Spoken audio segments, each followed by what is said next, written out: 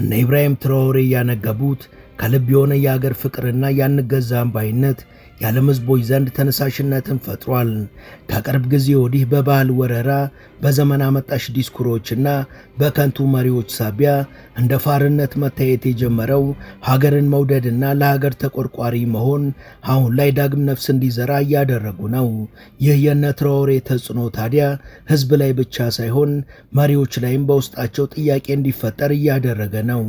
የቻዱን መሪ ሜህሜት ዴቢን ጨምሮ የነ ትራኦሬን ዱካ ተከትለው ሀገራቸውን በቆራጥነት መምራት የጀመሩ የሀገራት መሪዎች እየተፈጠሩ ነው። ከዚህ ጋር በተያያዘም በቅርቡ የዓለም ትኩረትን የሳበው የቦትስዋናው መሪ ዱማ ቦኮ ነው።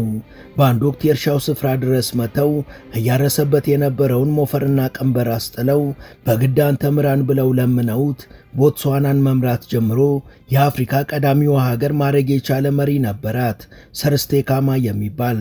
ከሰርስቴካማ በኋላ ታዲያ ቦትስዋና ቁልቁል መንደርደሩን ገፍታበት ነበር። አሁን ግን አብዮተኛው መሪ ዱማ ቦኮ ሀገሪቷን ዳግም ወደ ንግስናዋ ሊመልሳት ወጥኗል። በሁሉም ሀገራት ያለው የአመራርነት አግባብም ምን ያህል ስህተት እንደሆነ በአብዮተኛ ሐሳቡ ማረጋገጥ የቻለ ነው። ሙሉ ታሪኩን በመሿለኪያ ቲዩብ ያገኙታል።